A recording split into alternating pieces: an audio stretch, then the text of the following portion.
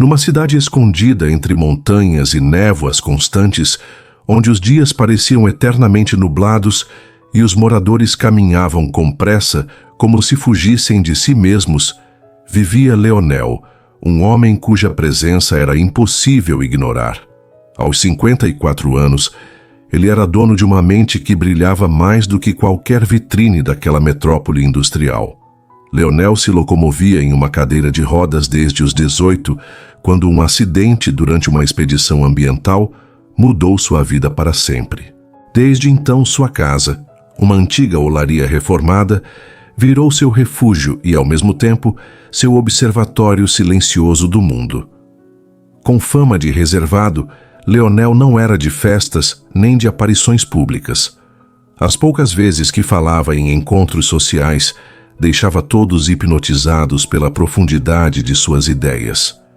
Ele não precisava de palavras bonitas, pois a verdade que saía de sua boca tinha o peso de quem já enfrentou os próprios abismos.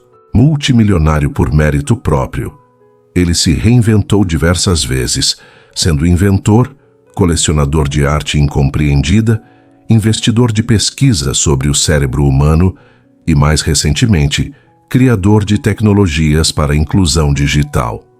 Apesar da fortuna e do prestígio, havia uma ausência gritante em sua vida, uma ausência que nenhum prêmio, reconhecimento ou inovação conseguia preencher: o calor de uma família.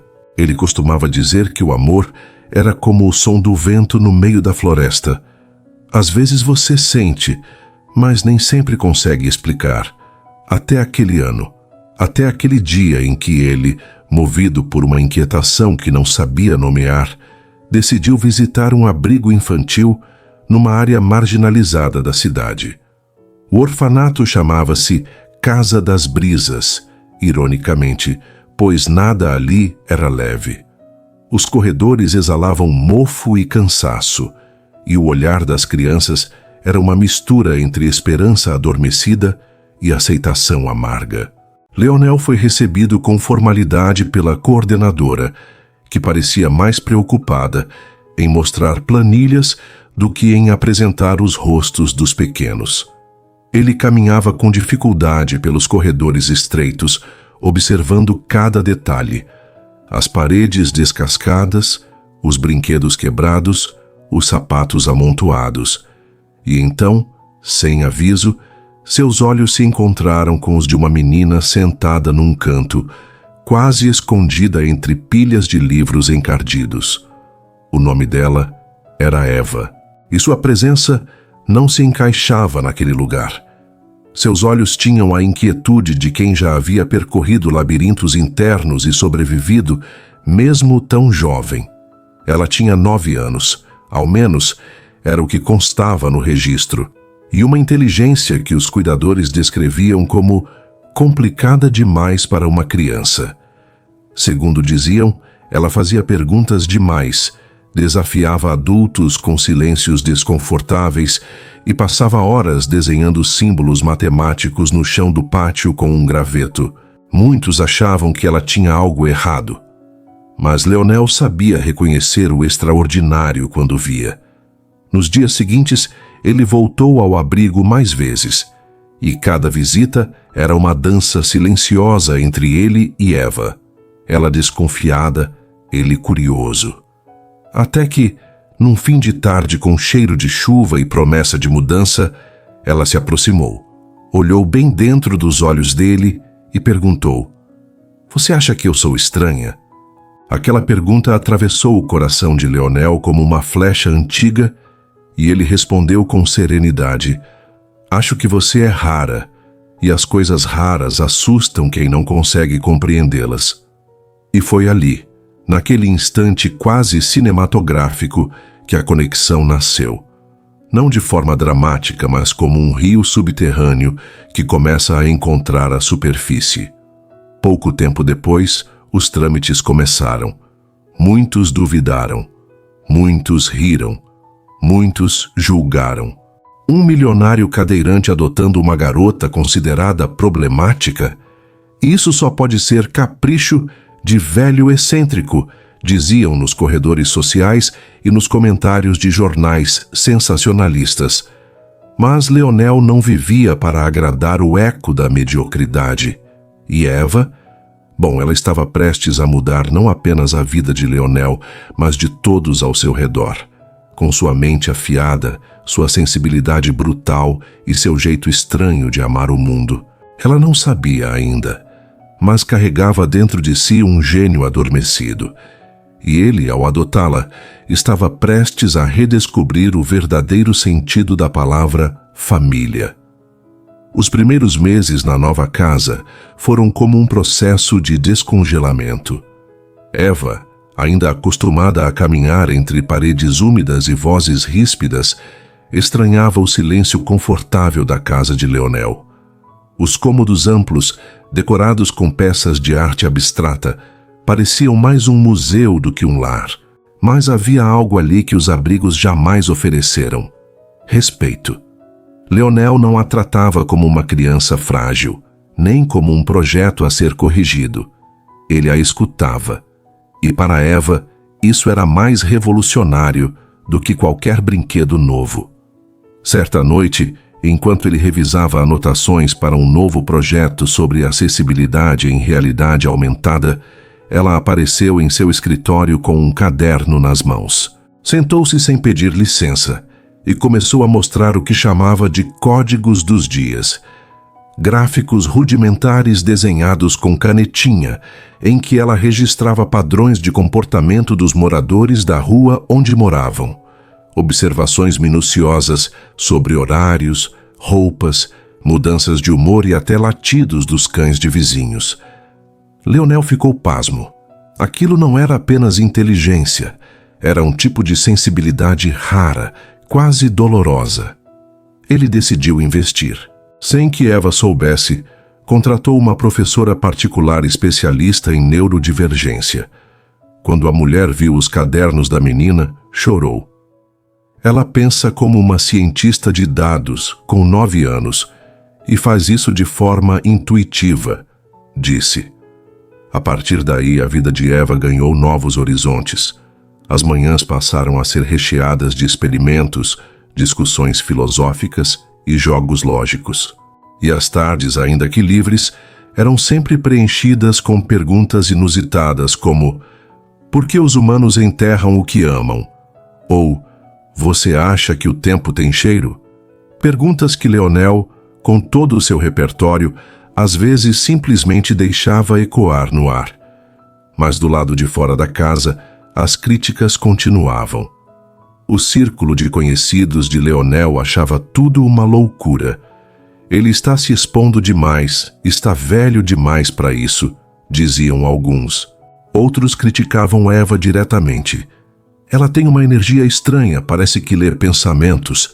Que tipo de menina não gosta de bonecas? Mas o que ninguém entendia, e nem precisava entender, é que os dois haviam encontrado no outro aquilo que faltava em si mesmos. Eva ao ser vista, e Leonel ao poder cuidar. Foi durante uma viagem para o litoral que algo extraordinário aconteceu. Eles visitaram uma antiga escola naval transformada em museu. Enquanto os turistas observavam as vitrines, Eva parou diante de um diagrama de navegação marítima e ficou imóvel por mais de 20 minutos. Quando Leonel perguntou o que tanto a fascinava, ela respondeu: tem um erro nesse gráfico. Essa bússola está virada para o lado errado. Os guias riram, mas dias depois um historiador entrou em contato com Leonel, pasmo. A menina estava certa. Era um erro que ninguém havia notado em décadas. A história se espalhou. Alguns jornais quiseram entrevistá-la, mas ela recusou todos. Não quero virar espetáculo, só quero continuar vendo as coisas que os outros não veem. Essa frase ficou martelando na cabeça de Leonel por semanas. Foi quando ele decidiu criar um projeto novo, inspirado nela. Um centro de desenvolvimento para crianças com inteligências fora do padrão, com foco em liberdade de pensamento e acolhimento. E o nome não poderia ser outro: Projeto Eva. A inauguração seria discreta. Leonel nunca gostou de holofotes, Mas o destino é mestre em tornar silenciosos em trovões. Dias antes da abertura, um vídeo amador gravado por um vizinho, onde Eva corrigia um professor universitário sobre uma fórmula estatística, viralizou. A garota virou sensação da internet.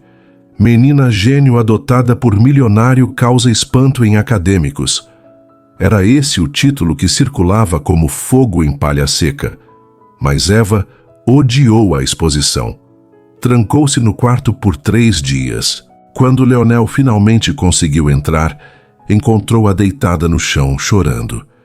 Eles não me conhecem, só querem um show. Eu não sou um milagre, só estou tentando entender o mundo. Foi nesse momento que ele a abraçou e disse, com a voz trêmula: Você não é um milagre, Eva. Você é a resposta a perguntas que o mundo ainda nem sabe fazer. Com a repercussão inesperada do vídeo, vieram as consequências inevitáveis. Jornais, portais de notícia, podcasts e até canais de TV começaram a procurar Leonel e Eva. A menina, que antes observava o mundo com curiosidade silenciosa, passou a se sentir invadida, como se suas ideias estivessem sendo arrancadas e distorcidas por manchetes e recortes de vídeo. Para cada pessoa admirada por sua genialidade, surgiam 3 que duvidavam, acusando Leonel de manipular os fatos para parecer um salvador de órfãos. Mas a reação mais dura veio da escola pública onde Eva ainda estava matriculada. A direção, incomodada com a atenção da mídia e pressionada por famílias influentes, decidiu suspender a menina sob a alegação de que ela criava desconforto intelectual. Um eufemismo para ela é diferente demais para nós. Leonel ficou indignado. Tentou recorrer, mas Eva foi clara.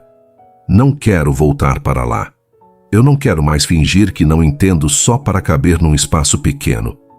Com isso, ele iniciou os trâmites para a educação domiciliar oficializada, com tutores e suporte psicológico, garantindo que ela tivesse liberdade para expandir o próprio mundo sem esbarrar em limites impostos por quem nunca quis compreendê-la. Enquanto isso, o projeto Eva crescia a passos largos. A iniciativa, que começou como uma homenagem, tornou-se uma revolução. Pais de todas as partes do país escreviam cartas comoventes.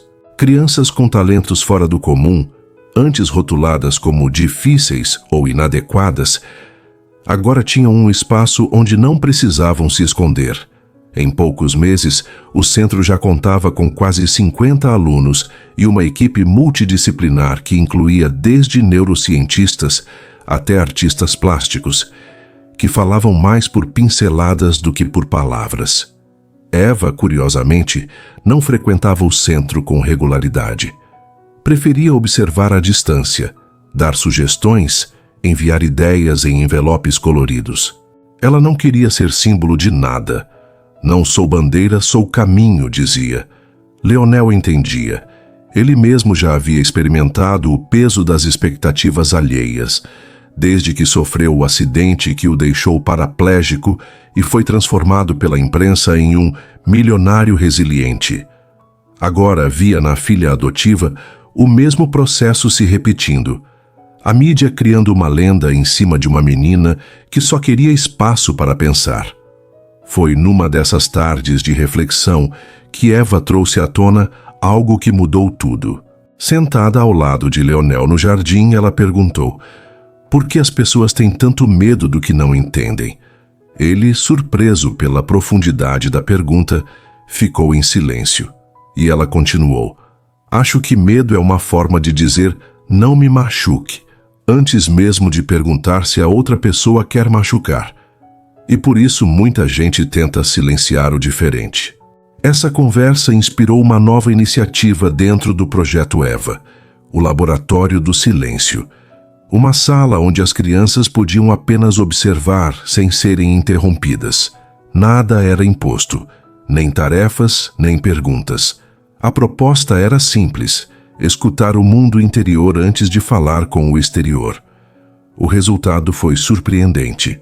Crianças com dificuldades de interação começaram a se expressar com desenhos, números, códigos, até mesmo músicas que compunham em teclados digitais. Ao mesmo tempo, Leonel percebeu que sua relação com Eva estava se aprofundando em níveis que ele jamais imaginara. Não era apenas paternidade. Era uma aliança entre dois seres marcados pela rejeição e pela superação. Cada olhar trocado entre eles carregava uma centelha de algo inexplicável, uma confiança rara, quase sagrada. Mas a calmaria durou pouco. Em uma entrevista de rádio, um jornalista sensacionalista lançou uma bomba. Você não acha que está usando a menina como escada para sua imagem? Afinal, sua empresa cresceu bastante desde que ela apareceu, não? A pergunta dita com malícia viralizou nas redes. Milhares de pessoas começaram a questionar as intenções de Leonel. Grupos começaram a investigar seu passado, tentando achar falhas, contradições, qualquer coisa que confirmasse a tese de que tudo era um espetáculo de marketing. Eva, ao saber disso, escreveu uma carta que Leonel encontrou sobre seu travesseiro naquela noite. Pai, sei que eles querem ferir o que a gente construiu, mas tudo que é verdadeiro incomoda quem só vive de aparência. Você me ensinou a não fugir da dor, e agora é minha vez de ficar do seu lado. Vamos enfrentar isso juntos, e se tudo cair, a gente reconstrói do zero, porque nossa casa não é feita de tijolos, é feita de coragem. Com os olhos marejados, Leonel percebeu que aquela menina que um dia foi rejeitada por ser diferente, agora era a alma mais forte que ele conhecia. E mais, ela estava pronta para defender não apenas a si mesma, mas um legado que, mesmo sem querer, começava a impactar o mundo. A repercussão das acusações contra Leonel atingiu níveis inesperados. Influenciadores digitais começaram a promover teorias conspiratórias envolvendo sua empresa, sugerindo que o projeto Eva era apenas uma fachada para evasão fiscal e autopromoção. A imagem de herói que ele vinha construindo desmoronava em tempo real diante de milhões de olhares sedentos por escândalos. A internet, como um tribunal sem juízes justos, o condenava sem apelação. Leonel se viu forçado a convocar uma coletiva de imprensa. Foi difícil para ele, ainda mais por não ter o carisma ou os recursos cênicos de um político. Entrou na sala de conferência, em sua cadeira de rodas, vestindo apenas uma camisa simples e o rosto marcado pelo cansaço. Olhou para os repórteres e começou: Eu não sou um santo, e nunca tentei ser. Já errei muito na vida, mas não estou aqui para me justificar. Estou aqui porque a verdade, embora às vezes frágil, é a única coisa que me mantém de pé. As palavras vieram sem script. Ele falou sobre o que era perder a mobilidade, sobre o vazio de uma vida solitária regada a dinheiro e ausência. Contou com a voz embargada sobre o dia em que viu Eva pela primeira vez. Uma menina quieta num canto de abrigo, desenhando equações no chão de cimento. Naquele momento, percebi que a genialidade pode vir de onde ninguém espera. E entendi que minha função não era moldá-la, mas proteger o espaço onde ela poderia florescer. Ao final da coletiva, um silêncio tomou conta da sala. Alguns jornalistas engoliam seco. Outros anotavam freneticamente, como se tentassem capturar uma verdade que não cabia nas manchetes. No entanto, a internet não é feita apenas de quem escuta. Ainda havia ódio, e ele sabia disso. Eva, por sua vez, se tornava cada vez mais consciente do mundo ao redor. Ela começou a escrever pequenos ensaios, reflexões sobre medo, sobre diferença, sobre o que é ser criança em um mundo que quer adultos disfarçados de pequenos gênios. Leonel decidiu publicar essas reflexões em um blog sem divulgar o nome da autora. Em pouco tempo, os textos se espalharam como pólvora. Eram como faróis para pais perdidos, professores frustrados e jovens em busca de identidade. E foi nessa fase de caos e cura que algo inesperado aconteceu. Uma antiga colega de abrigo de Eva apareceu. Seu nome era Luma. 10 anos, cabelo raspado, olhos intensos. A menina havia sido adotada por uma família que não soube lidar com sua personalidade elétrica. Agora vivia em um centro correcional para menores infratores após ser acusada de agressão. Eva ficou em choque ao ler a reportagem que citava Luma. A notícia dizia que ela era violenta, antissocial e impossível de recuperar. Eva insistiu para visitar o local. Leonel hesitou, mas cedeu. Quando chegou lá, encontrou uma menina encolhida num canto, desconfiada, com os olhos cheios de desconfiança e dor. As duas se olharam por alguns segundos. Nenhuma palavra. Só o silêncio. Aquele mesmo silêncio que Eva tanto valorizava. Depois de alguns minutos, ela disse: "Você não está quebrada. Só te convenceram disso." Aquela frase foi o estopim. Eva começou a visitar Luma todas as semanas. Com o tempo, outros jovens do centro se aproximaram, curiosos pelas ideias daquela garota miúda que falava de inteligência emocional, sinapses e traumas com a leveza de quem entende e não de quem julga.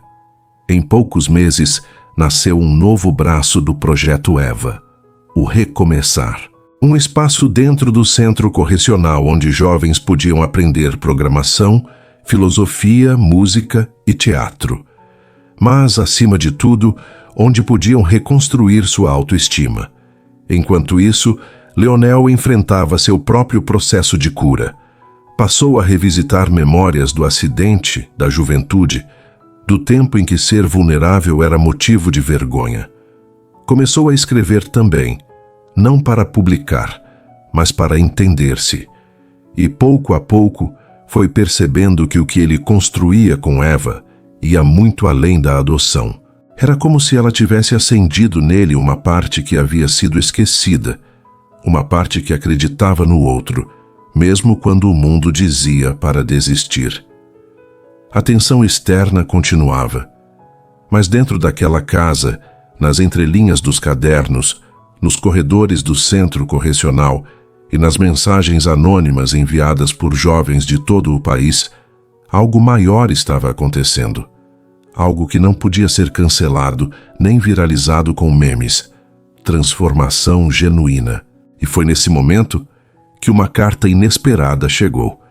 Era de uma antiga professora de Eva, aquela mesma que um dia sugeriu que a menina precisava de ajuste comportamental. Na carta, ela dizia: "Percebo agora que a diferença não era o problema. A minha limitação em lidar com ela era.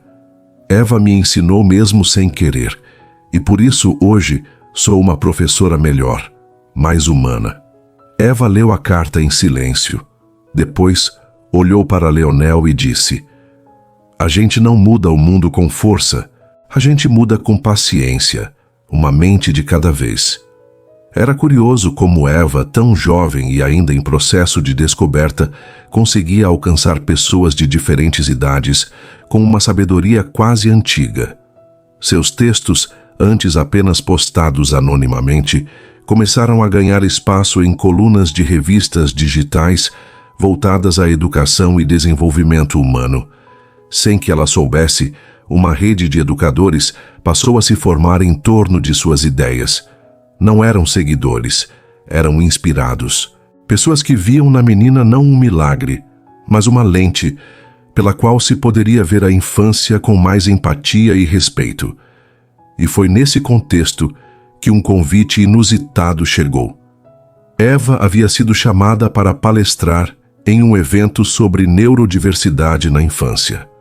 O detalhe é que ela não sabia que o convite incluía também Leonel na parte de encerramento. No início, ele recusou. Disse que não tinha vocação para palco, nem paciência para holofotes. Mas Eva respondeu com sua habitual serenidade: "A gente não precisa ser o centro da atenção para ser o ponto de mudança. Às vezes, só estar lá já transforma tudo." Leonel sorriu. A menina o desafiava com gentileza e ele gostava disso. A preparação para o evento virou um ritual na casa.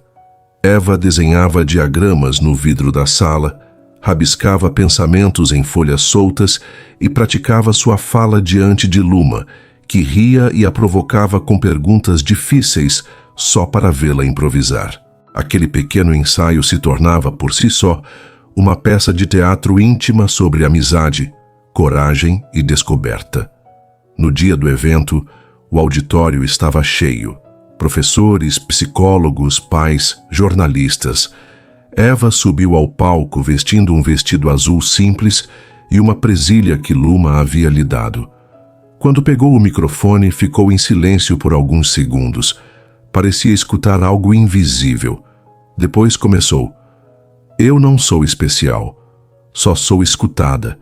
E isso, por si só, muda tudo. Seguiu falando sobre o medo que sentia quando não entendiam seus silêncios. Sobre como os adultos muitas vezes esperam que crianças se comportem como robôs. E como os rótulos, hiperativa, problemática, difícil, podiam esmagar tudo o que havia de bonito em alguém. Quando me adotaram, eu não virei uma outra pessoa. Eu só tive o espaço para ser quem eu já era. O público aplaudiu de pé. Mas a parte mais inesperada ainda estava por vir. Na fala de encerramento, Leonel pegou o microfone com as mãos trêmulas. A plateia aguardava com curiosidade. O empresário bem-sucedido que enfrentou escândalos e adotou uma criança considerada inadaptada. O homem na cadeira de rodas que se recusava a ser tratado como herói ou mártir. Ele respirou fundo e disse: Eu pensei que minha vida tinha acabado quando perdi os movimentos das pernas. A verdade é que, naquele dia, foi quando ela começou. Porque só a partir dali eu fui obrigado a desacelerar, a ouvir, a observar. E aí, Eva apareceu. E com ela, a chance de reaprender tudo o que eu achava que sabia. Ele olhou para a filha e concluiu: Eu não mudei a vida dela. Ela mudou a minha. E continua mudando. O vídeo da palestra se espalhou como um sopro de luz na internet. Diferente de tudo que haviam falado antes sobre o projeto, dessa vez a repercussão foi pura, genuína. Milhares de comentários agradecendo, se emocionando, contando histórias de filhos, irmãos, alunos, que também carregavam um mundo inteiro dentro de si, mas que ainda não tinham encontrado espaço para florescer. A repercussão também chamou a atenção de uma universidade internacional voltada à educação inclusiva. Eles queriam transformar o projeto Recomeçar em um estudo de caso. Ofereceram bolsas para a formação dos jovens atendidos, apoio institucional e até a criação de um laboratório voltado à inovação social. Leonel ficou em choque. E Eva? Bem, ela apenas sorriu e disse: Eu só queria que a Luma tivesse um lugar seguro. O resto veio porque a verdade, quando cuidada, se espalha.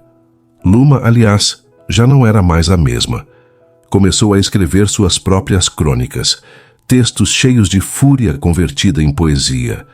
Ela falava sobre abandono, mas também sobre resistência, sobre o peso de crescer sem referência e a beleza de reencontrar a si mesma através do olhar de uma amiga.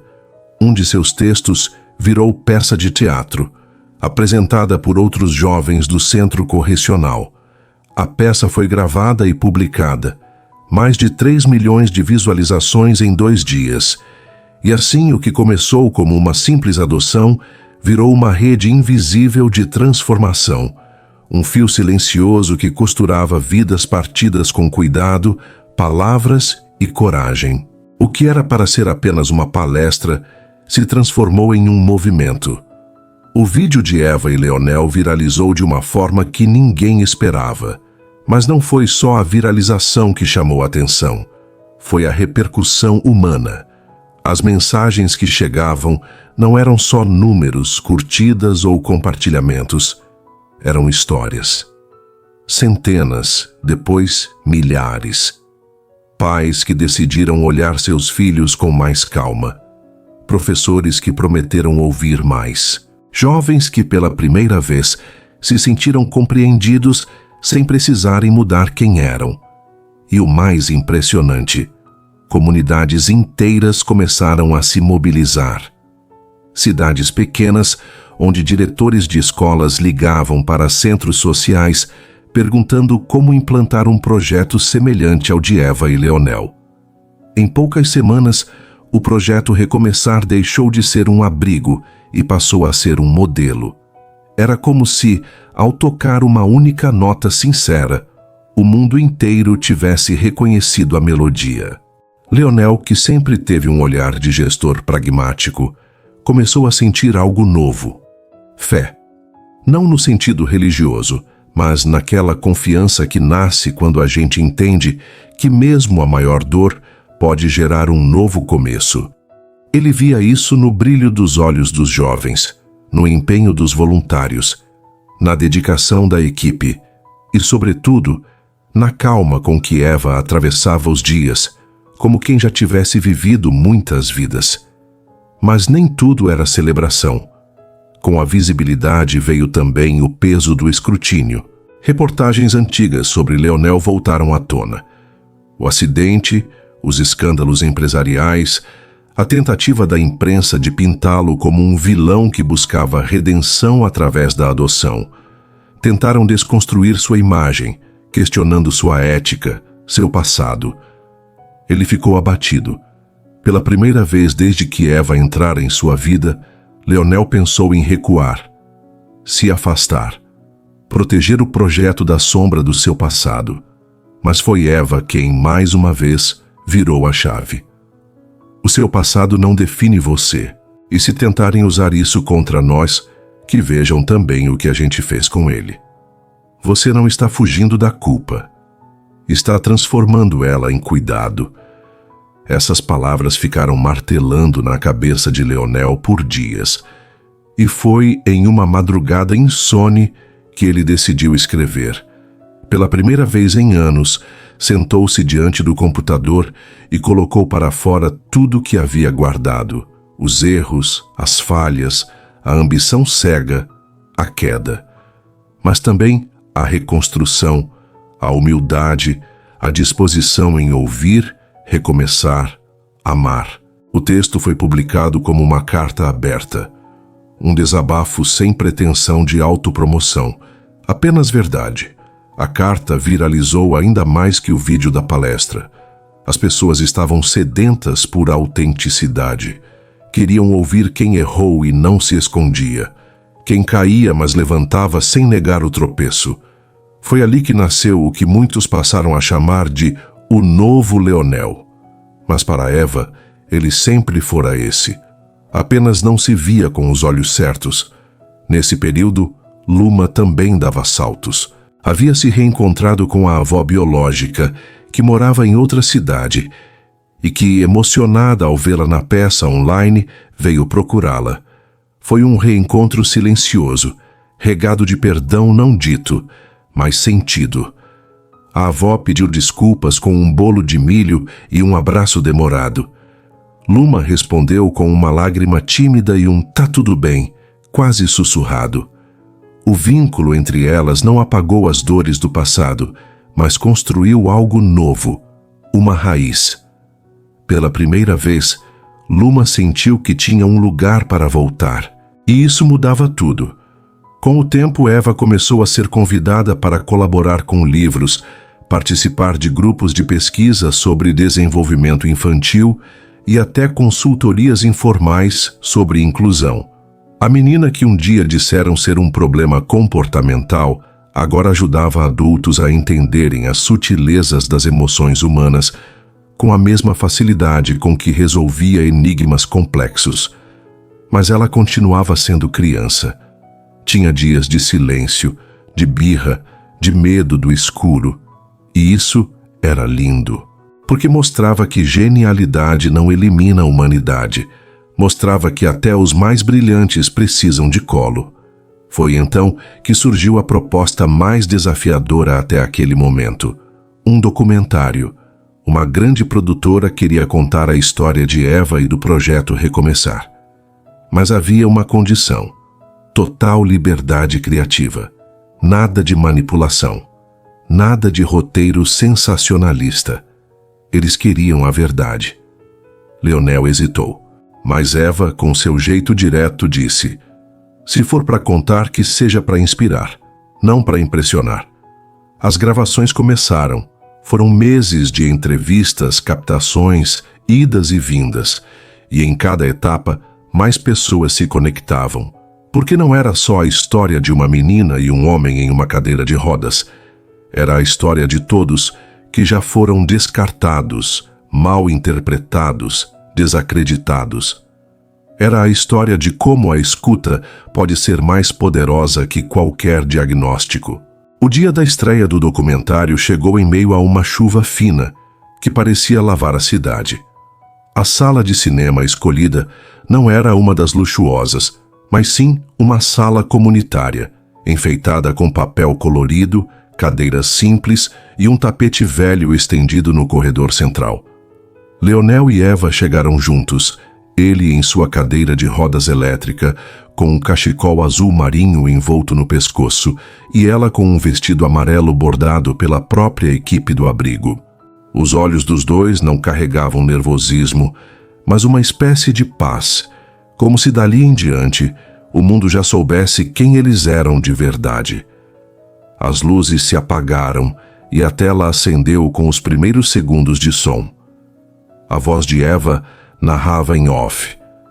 Às vezes o mundo só precisa de um pouco de escuta.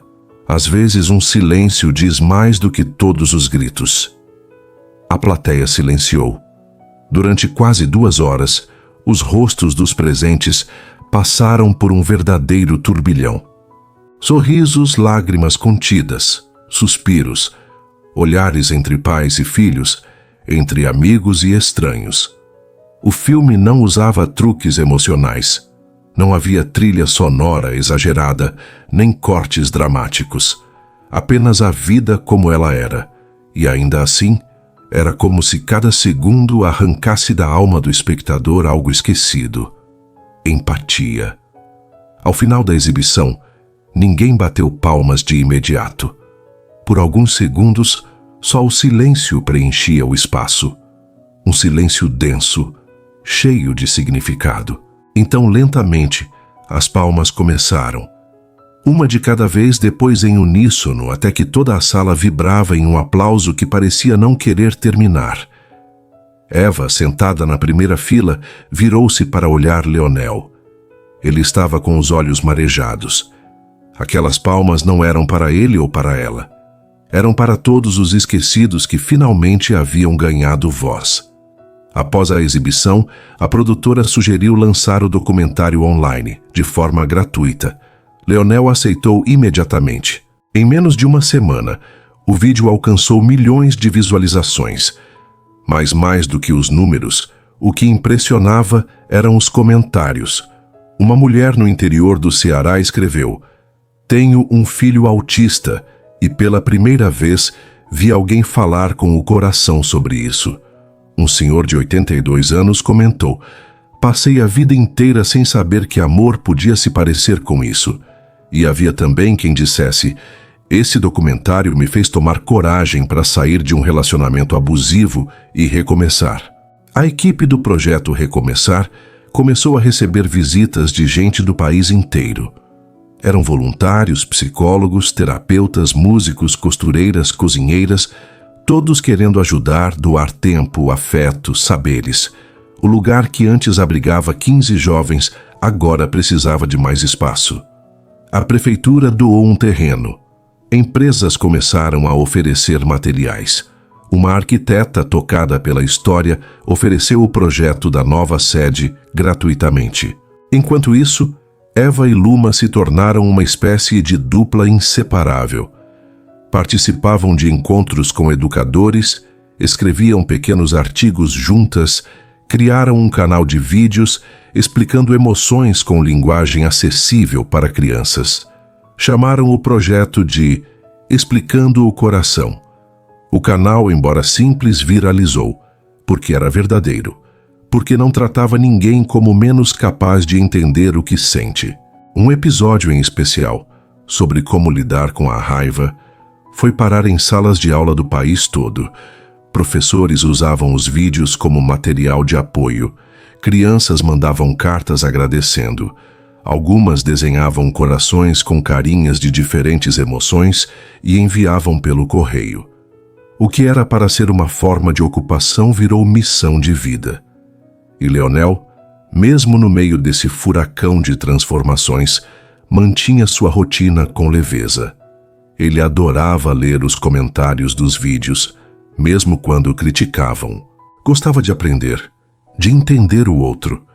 Começou inclusive a estudar psicologia, com calma, sem pressa, não por diploma, mas por desejo de compreender o que ninguém explicara a ele no passado.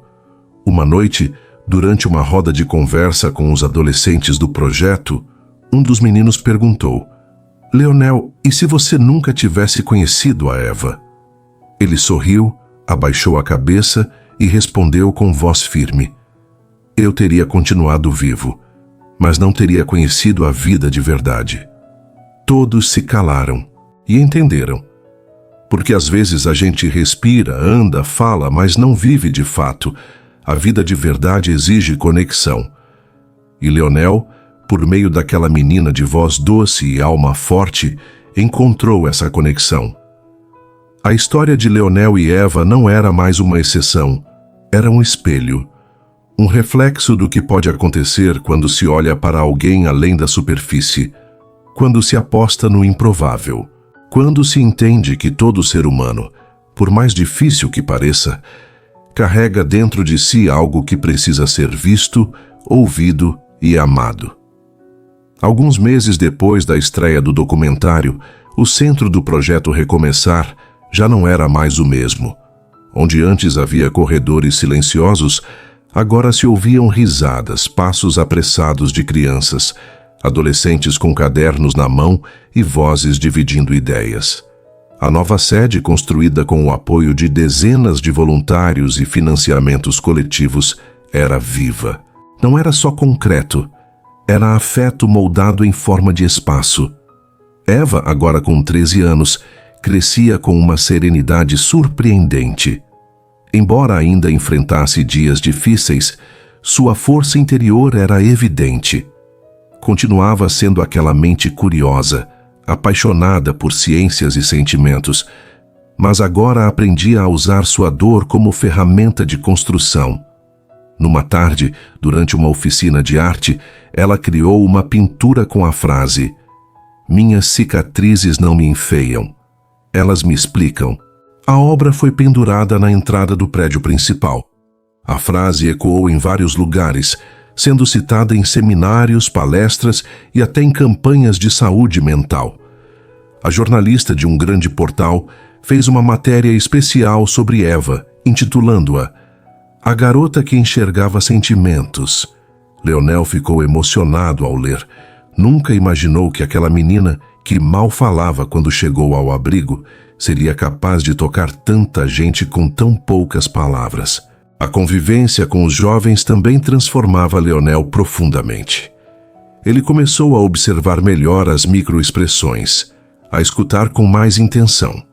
Aprendeu a não interromper silêncios desconfortáveis. Descobriu que o tempo da escuta verdadeira é diferente do tempo da resposta. E, sobretudo, entendeu que a dor dos outros não precisava ser comparada à sua. Era única e merecia espaço. Numa manhã chuvosa, uma das meninas do projeto, chamada Thalita, o procurou. Ela tinha 17 anos e um olhar sempre desconfiado.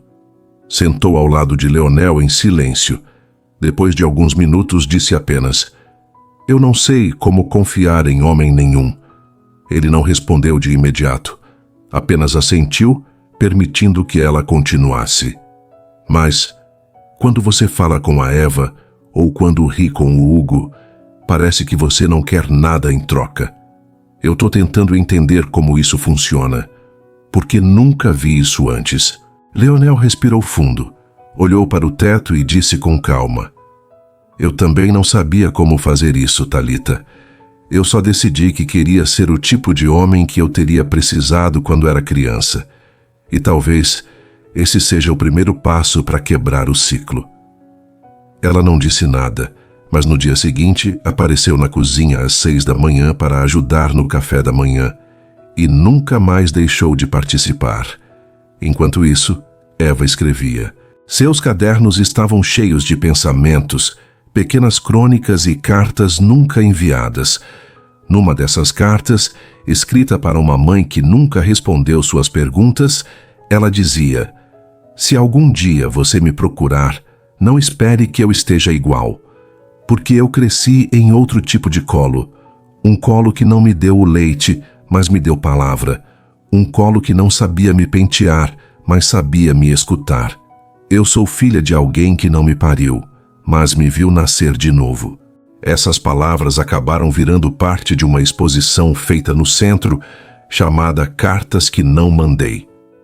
Todos os jovens foram convidados a escrever uma carta para alguém que marcou suas vidas. As cartas foram expostas em molduras simples, penduradas em cordas que cruzavam o pátio. Visitantes caminhavam por entre as palavras, como se percorressem os pedaços de alma de cada um. Essa exposição trouxe algo inesperado. Familiares de alguns jovens apareceram, alguns com pedidos de desculpa, outros apenas em silêncio. Nem todos foram aceitos de volta. E não precisavam ser. O projeto ensinava que perdão não é retorno, é libertação. E cada jovem tinha o direito de decidir o que fazer com sua dor. Leonel acompanhava tudo com humildade. Sabia que aquilo não era sobre ele. Era sobre eles, sobre as flores que nasciam nas rachaduras, sobre os frutos das sementes que ele, um dia, decidiu plantar. Com o passar do tempo, o que antes era um centro de acolhimento, passou a ser também uma escola de humanidade. O projeto Recomeçar se tornava um farol para muitos, e não apenas para os jovens que moravam ali. Universitários começaram a frequentar o espaço para desenvolver projetos sociais. Professores voluntários organizavam oficinas de escrita criativa, teatro, empreendedorismo e até programação. Eva se destacava em tudo o que tocava, mas seu coração ainda pertencia à leitura, à escuta e à arte de traduzir sentimentos. Ela criou um clube de leitura chamado As Entrelinhas, onde os jovens liam livros e depois conversavam sobre o que não estava escrito, sobre o que só o coração entendia. Numa dessas reuniões, ela disse algo que fez todos refletirem. Às vezes, a página mais importante de um livro é aquela que a gente escreve depois que ele termina. Leonel, que observava de longe, se emocionava com essas pequenas revoluções. Estava mais velho. O corpo não tinha a mesma agilidade de antes, mas o brilho nos olhos era de quem vivia um recomeço diário. Ele havia trocado a correria dos negócios por tardes regadas a chá e conversas profundas. E embora ainda enfrentasse suas limitações físicas, agora caminhava com leveza, não nas pernas, mas na alma. Hugo, que antes era apenas o cuidador, agora era reconhecido como cofundador do projeto. Sua postura paternal e firme era um pilar para todos. Os adolescentes o chamavam de Tio Guto, e sua risada forte era quase um alarme de felicidade nos corredores. Certa vez, um jornalista perguntou a ele o que mais o surpreendia naquele trabalho. Ele respondeu: "Eu achava que a gente vinha aqui para salvar vidas. Mas a verdade é que foram eles que salvaram a minha." Em paralelo, um novo desafio se apresentava. Eva havia sido convidada para representar o projeto em uma conferência internacional sobre juventude e inclusão social. Era uma honra enorme, mas também uma pressão gigante. A menina que um dia chegou em silêncio agora teria que discursar para uma plateia de 1000 pessoas em outro país. Durante os preparativos, ela passou por noites de ansiedade. Leonel a encontrava de madrugada na varanda, olhando para o céu.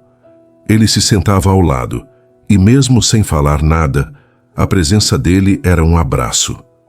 E se eu travar? Ela perguntou numa dessas noites.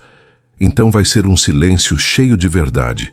E isso também fala muito. No dia do embarque, toda a equipe se reuniu no aeroporto. Eva usava um vestido azul claro e levava na mochila uma foto do primeiro dia em que chegou ao abrigo. Ao subir no avião, mandou uma mensagem para Leonel. Eu não sou mais aquela menina, mas carrego ela comigo. A viagem foi um sucesso. O discurso dela foi aplaudido de pé. Eva falou sobre como o amor pode ser aprendido, sobre como um abraço pode reconfigurar a alma e sobre como a dor, se acolhida, pode virar ponte em vez de muro. Ela terminou dizendo: eu sou o resultado de tudo que não estava previsto. E é por isso que estou aqui. A repercussão foi imediata. Eva recebeu convites para palestrar em escolas, ONGs e universidades, mas ela não quis sair do projeto. Preferiu continuar ali, no lugar onde foi curada. Disse que seu futuro estava ligado à construção de futuros para outros e que não trocaria isso por fama alguma. Enquanto isso, o projeto recebia doações e reconhecimento. Mas mais importante que os prêmios era ver os ex-jovens do abrigo voltando anos depois, agora adultos, para doar tempo, carinho e histórias. Alguns viravam padrinhos de novos moradores, outros abriam empresas e contratavam adolescentes do projeto. Eva, agora com quase 18 anos, se preparava para iniciar a faculdade de psicologia. Escolheu essa carreira porque queria entender mais profundamente aquilo que sentia desde criança. Queria ajudar a dar nomes aos sentimentos dos outros. E no fundo, sabia que continuaria escrevendo, só que agora com escuta mais treinada e empatia ainda mais afiada. Leonel, por sua vez, decidia que era hora de deixar o projeto em mãos novas. Não porque estivesse cansado, mas porque acreditava no poder da continuidade.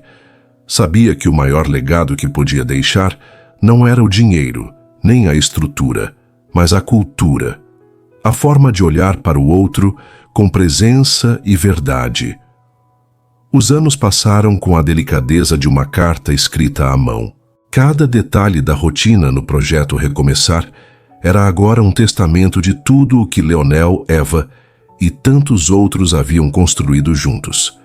O tempo não apagou as dores antigas, mas transformou suas marcas em mapas. Mapas de caminhos percorridos com coragem. Eva ingressou na universidade com uma bolsa integral.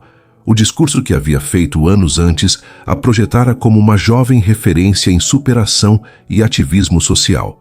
Mas, ao contrário do que muitos esperavam, ela continuava simples.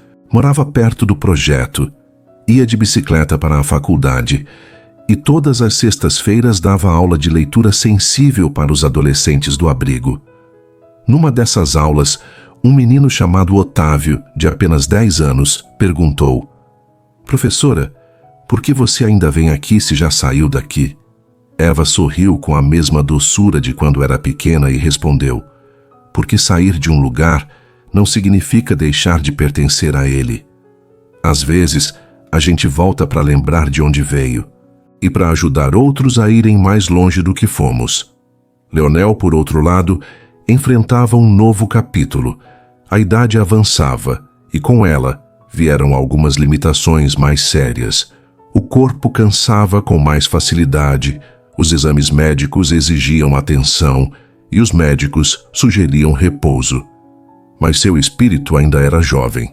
Ele escrevia cartas para os jovens do projeto, mesmo sem conseguir visitá-los com frequência. Cada carta vinha assinada com um trecho de poesia, uma marca registrada dele. Um dia, Eva encontrou uma dessas cartas presa na porta do seu quarto. Dizia: o amor que você entrega nunca desaparece. Ele apenas muda de forma e encontra novos corações para habitar. Obrigado por ser a morada de tantos. Essas palavras a fizeram chorar. Não de tristeza, mas de gratidão. Era como se ele estivesse se despedindo em pequenas doses, com a elegância de quem não queria pesar, mas sim deixar perfume. A saúde de Leonel se deteriorou num ritmo lento, porém inevitável. E certo dia ele partiu. Foi uma manhã silenciosa, com céu nublado e cheiro de café fresco. Hugo estava com ele, segurava sua mão e dizia baixinho: "Você deixou mais que um legado. Você deixou um recomeço dentro de cada um de nós. O velório foi simples, como ele queria.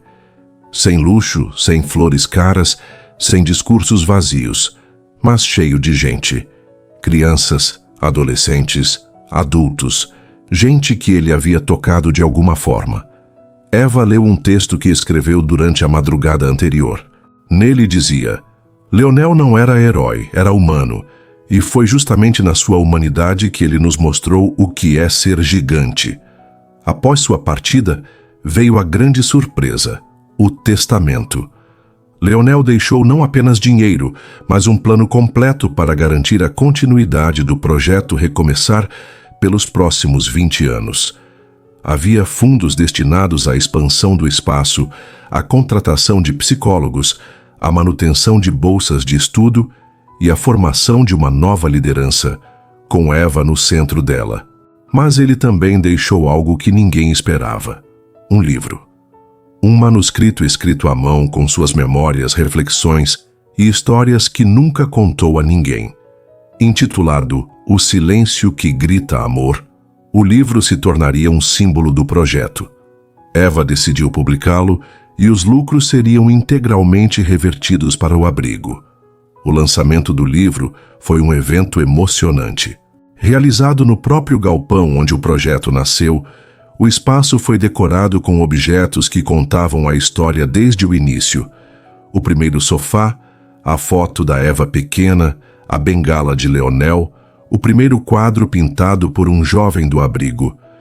No evento, Eva discursou como nunca antes. Ela não apenas falou, ela entregou sua alma em palavras. Disse que Leonel havia lhe ensinado a ler o mundo com os olhos do coração e que seu maior presente foi fazê-la acreditar que, mesmo quebrada, uma pessoa ainda pode ser inteira para outra. Muitos choraram, mas não era um choro triste. Era um choro de reconhecimento, de gratidão, de saber que, mesmo que alguém vá embora fisicamente, o que ela plantou continua crescendo em outros corpos, outras vozes, outras vidas. Com o lançamento do livro O Silêncio que Grita Amor, algo inesperado aconteceu. Pessoas de várias partes do país começaram a visitar o projeto Recomeçar. Famílias, estudantes, professores, ex-moradores de rua, profissionais de diversas áreas. Todos vinham atraídos por aquele pequeno espaço onde, aparentemente, os impossíveis viravam rotina. E cada visitante deixava algo.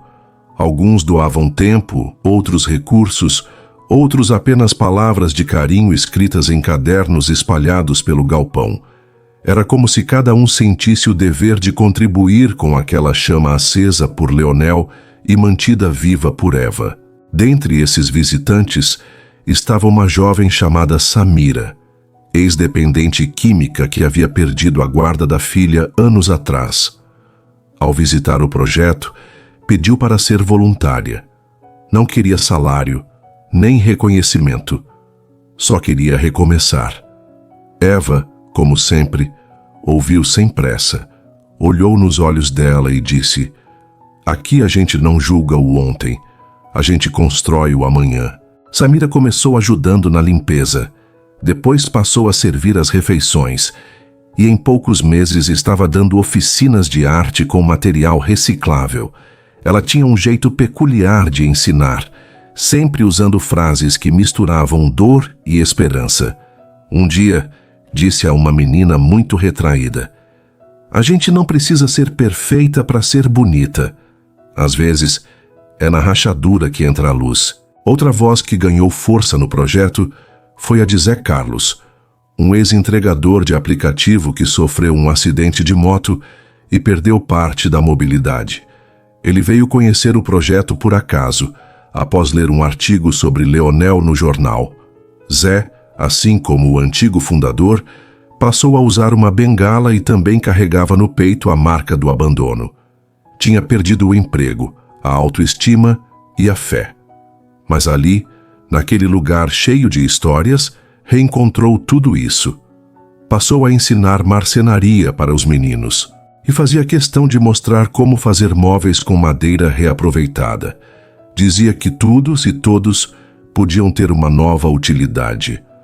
Se você acha que está quebrado demais para recomeçar, é porque ainda não viu o que dá para fazer com o que sobrou, dizia ele, enquanto lixava uma velha cômoda que viraria uma estante de livros.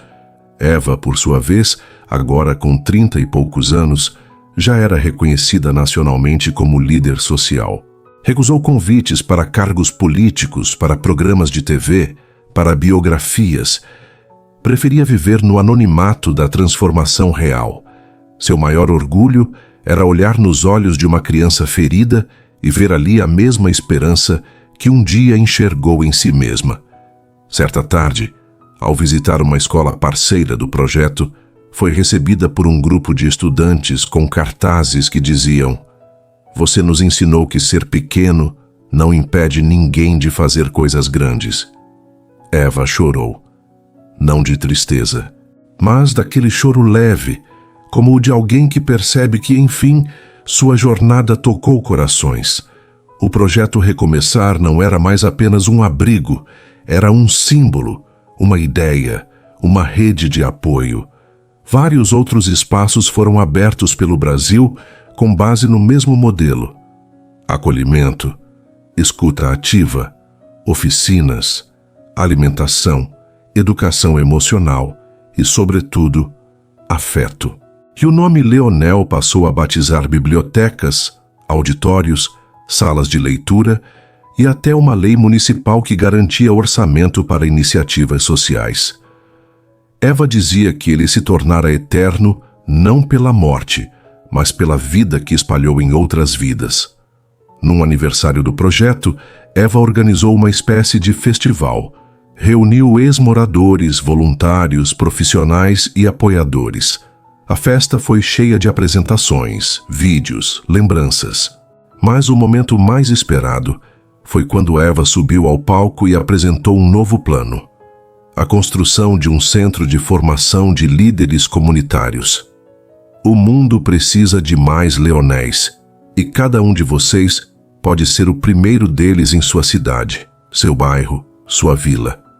A plateia aplaudiu de pé, e naquele instante, o que começou com a adoção improvável de uma menina órfã florescia como uma revolução silenciosa. Uma revolução feita de gentilezas, abraços e escuta. O tempo passou, como sempre passa. E como um rio que segue seu curso mesmo sem plateia, a vida também seguiu seu fluxo ali no projeto Recomeçar. Eva, agora com seus cabelos já levemente prateados, mantinha o mesmo olhar sereno de quando era apenas uma menina assustada sendo acolhida por um homem que ninguém compreendia. Mas dentro dela, algo havia mudado. Agora era ela quem acolhia, ensinava, doava. Muitos dos que passaram pelo projeto hoje estavam formados. Uns viraram professores, outros psicólogos, técnicos de enfermagem, educadores sociais, artistas, pequenos empreendedores. Mas mais do que os títulos, era a postura deles diante da vida que encantava. Gente que olhava nos olhos, que sabia ouvir, que estendia a mão antes do julgamento. Gente que carregava o invisível, aquela herança emocional que não se explica, mas se sente. Eva sempre dizia que um gesto pode ecoar por gerações. E é verdade. Porque os ecos de Leonel, aquele homem misterioso, que um dia adotou uma menina cheia de traumas, continuavam vivos nas atitudes, nas palavras, nos abraços de todos os que conviveram com ele, direta ou indiretamente. Numa das últimas cenas dessa longa história, Eva escreveu uma carta. Não era para ninguém em especial, mas parecia endereçada a todos. Ela colocou o papel num mural do projeto com a simples assinatura: E.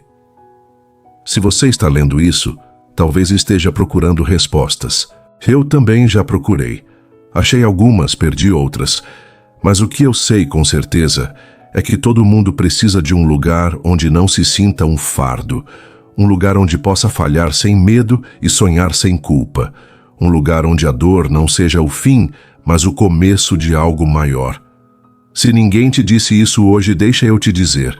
Você ainda pode recomeçar, mesmo se tudo parecer quebrado, porque tem beleza nos cacos e tem força onde o mundo só viu fraqueza.